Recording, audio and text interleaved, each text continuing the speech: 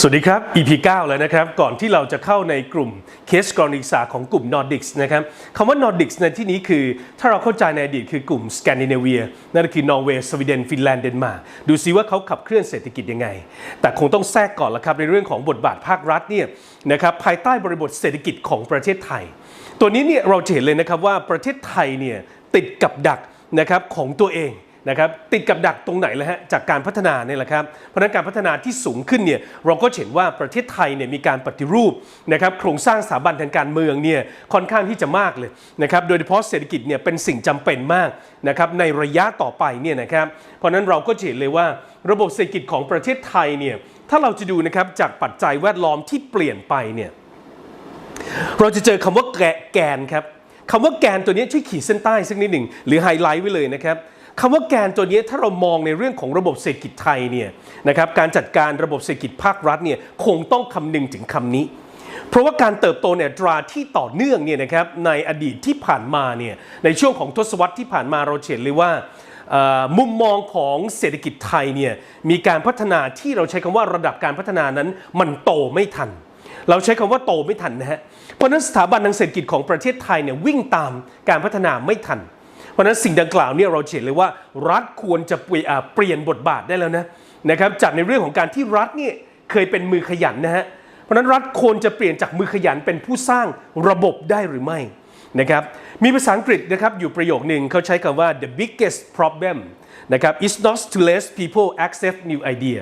นะครับ idea ใส่ s ด้วยเนี่ยนะครับแล้วก็ but to let them forget นะครับthe old one เพราะฉะนั้นเนี่ยมันเป็นคำกล่าวของจอห์นเมอร์นาร์ด เคนเนี่ยนะครับบุคคลสำคัญทางด้านเศรษฐศาสตร์เนี่ยเขาพูดอย่างนี้ครับว่าเศรษฐกิจไทยถ้าภาครัฐต้องการที่จะจัดการระบบเศรษฐกิจให้มันขับเคลื่อนใหม่เศรษฐกิจไทยภายใต้บริบทใหม่เนี่ยเติบโตช้าจริงๆเลยนะครับเติบโตช้ามากนะครับแล้วก็ข้อมูลในเชิงประจักษ์เนี่ยไอ้คำว่าแก่นของประเทศแกนของประเทศเนี่ยแกนของการเติบโตเศรษฐกิจไทยเนี่ยตกลงเนี่ยนะครับว่ามันโตช้ามาหลายทศวรรษมากๆเลยและความสำคัญที่เราเห็นนี่นะคือครับว่า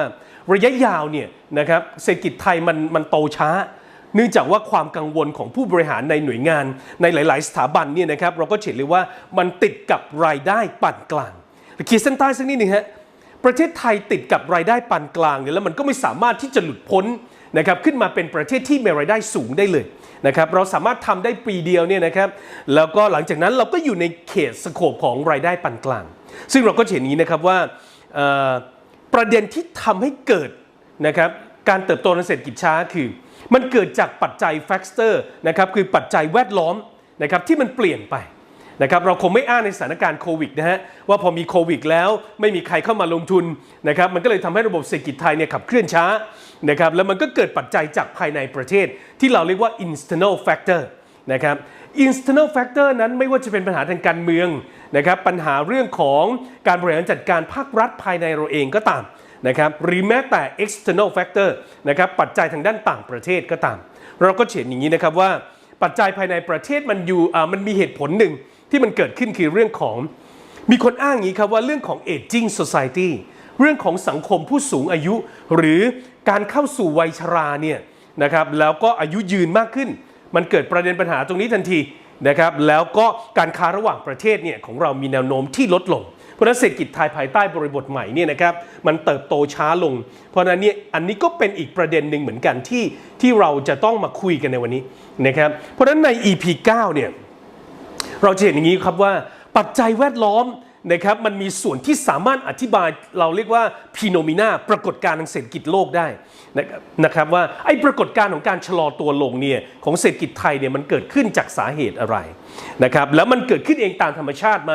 หรือว่ามีอะไรมาปรุงแต่งมันนะครับหรือมีอะไรที่มาขัดขวางมันไม่ว่าจะเป็นระดับของการพัฒนาเศรษฐกิจนะครับเราโยงไปที่อินฟราสตรัคเจอร์สักตัวหนึ่งนะครับเราเรียกว่าโครงสร้างนะครับสถาบันทางเศรษฐกิจตัวนี้เป็นปัจจัยเลยที่เราจะต้องยอมรับรองรับกับระดับของการเปลี่ยนแปลงเศรษฐกิจที่มันสูงขึ้น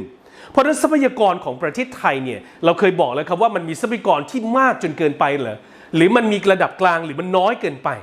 เราไม่ควรประมาทครับกับการที่วางแผนในการใช้ทรัพยากรของประเทศเพราะฉะนั้นเราก็เห็นว่าทรัพยากรเนี่ยของประเทศไทยเนี่ยมันคงจะต้องคู่กับการดึงนวัตกรรมครับ innovation เนี่ยมาใช้ในการบริหารทรัพยากร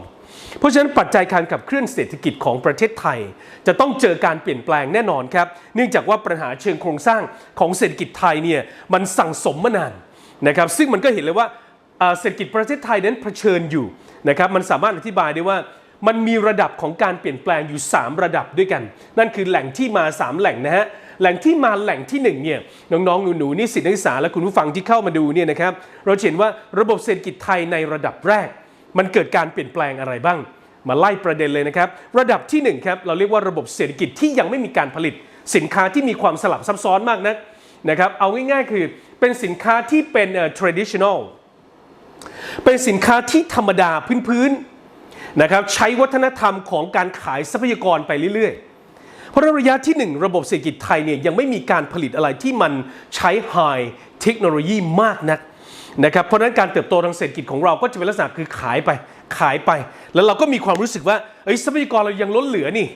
นะครับเราไม่ต้องกลัวอะไรทั้งสิ้นเพราะฉะนั้นการทำมาค้าขายของเราก็มันมีอยู่แล้วนี่เอาขึ้นมาแล้วขายไปทีนี้มันมีวันหมดไปครับเพราะฉะนั้นเนี่ยมันก็จะเกิดการพัฒนาโดยเฉพาะโครงสร้างเศรษฐกิจเนี่ยที่เติบโตช้าลงเนื่องจากว่าเรามีความชะล่าใจว่าทรัพยากรของประเทศเรามีมากพอแต่จริงๆแล้วเราต้องวางแผนแล้วครับมันมีวันหมดนะต่อมาในระดับที่2ครับการเติบโตทางเศรษฐกิจที่เกิดขึ้นเนี่ยมันเกิดจากการที่เราใส่ปัจจัยการผลิตมากไปหรือไม่โดยเฉพาะในเรื่องของเลเบอร์เรื่องของแรงงานนะครับแล้วก็ทุนเรามีการอัดแรงงานเข้าไปเรามีการอัดทุนเข้าไปทุนในที่นี้คือหน่วยงานต่างประเทศหรือบริษัทองค์กรต่างประเทศที่เข้ามาลงทุนทีนี้ผมขอพูดเรื่องของแรงงานก่อนเราเนี่ยมักจะติดกับดักคำว่าจำนวนครับอัดเข้าไปเยอะๆแรงงานเยอะๆนะครับเดี๋ยวก็จะได้ผลิตออกมาเยอะๆแต่หารู้ไม่ว่าแรงงานหรือเลเบอร์ตัวนี้มันต้องใช้แรงงานที่มีคุณภาพสักนิดหนึ่งในระดับของสกิลเนี่ยนะครับระดับของแรงงานเนี่ยเราแบ่งเป็น3ระดับด้วยกันระดับที่1นะครับนั่นคือ unskill ซึ่งไม่มีฝีมือเลยนะครับเป็นระดับที่เรียกว่า fellowship นะครับรับคำสั่งนะครับแล้วก็ต้องทำตามเพราะฉะนั้นพวกนี้จะไร้ซึ่งฝีมือเราเดาได้เลยครับว่า productivity ที่ออกมานั้นมันจะมีคุณภาพหรือเปล่าแต่ถ้า unskill ตัวนี้ฝึกความชำนาญประมาณสัก5ปี10ปีก็จะพัฒนาตัวเองขึ้นเป็น semi skill ซึ่งเราก็เรียกว่ากึ่งฝีมือแรงงานซึ่งกึ่งฝีมือแรงงานตัวนี้ครับก็ยังคงเป็น fellowship เป็นผู้ตามอยู่ต้องรับคำสั่งนะครับแล้วก็สามารถที่จะทำจากความคิดของตัวเองได้ไหมคงทำได้ไม่มากแหละครับเพราะนั้นต้องพัฒนาทักษะตัวเองเนี่ยต่อไปอีกสัก5ปีถึง10ปีเราก็เห็นว่านอกจาก unskill แล้ว semi skill แล้วเนี่ยเราก็จะพัฒนาไต่ระดับขึ้นเป็นระดับ skill เพราะฉะนั้นการที่เราระดมอัดแรงงานเข้าไปตรงนี้มันคือระดับที่2นะครับนั่นหมายความว่าเรามีความจำเป็นต้องหาแรงงานที่มีทักษะสกิลเป็นระดับเรียกว่า leadership นะฮะเป็นระดับของผู้นำและเพราะฉะนั้นเนี่ยเราก็เห็นว่าระดับสกิลเนี่ยสามารถที่จะสั่งการคอมมานเดอร์นะครับสามารถมองวิเคราะห์สถานการณ์กระบวนการผลิตได้เลยนะครับหลังจากที่เราเป็นระดับสกิลแล้วเนี่ยนะครับเราก็พัฒนาตัวเองต่อเป็นระดับเทคนิคหลับตาข้างหนึ่งกระต่ายขาเดียวถอยหลังทำงานยังทำได้เลยครับพัฒนาตัวเองต่ออีกสัก5ปี10ปีก็อยู่ในระดับที่เรียกว่า professional หลับตา2ข้างวิเคราะห์สถานการณ์แก้ไขปัญหาได้ทั้งหมดเลยเพราะฉะนั้นปัจจัยโครงสร้างทางเศรษฐกิจของประเทศไทยเนี่ยเราเห็นว่าเราผ่านกระบวนการที่เรียกว่าขายทรัพยากรไปแล้วนะครับไม่มีการที่จะคิดป้องกันหรือเพิ่มเติมอะไรกับ2คือเราเข้าใจผิดว่าถ้าเราใช้แรงงานคนเยอะๆหรือระดมทุนเข้าไปเยอะๆ productivity ตัวนี้จะออกมาดีแต่จริงๆแล้วเราติดกับดักคำว่าจำนวนครับไม่มีความเป็นต้องใช้คนเยอะหรือแรงงานเยอะเลยเพราะฉะนั้นนี่ถ้าเรามี high technology นะครับตัวนี้มันก็สามารถที่จะผลิตสินค้าที่มีคุณภาพได้ต่อมาครับประเทศไทยเราอยู่ในระดับที่3มาแล้วก็คือเราพร้อมที่จะใส่ปัจจัยในการผลิตครับโดยเฉพาะจำนวนเนี่ยมันไม่มีความจำเป็นเลยว่าที่เราจะต้องใส่เยอะๆนะครับเพราะฉะนั้นเนี่ยการที่มีคนเยอะหรือทุนเยอะมันไม่ได้หมายความว่ามันเป็นการเพิ่มประสิทธิภาพนะฮะเพราะฉะนั้นแรงงานและทุนที่ผ่านเข้ามาเนี่ยเราคงจะต้องปรับใช้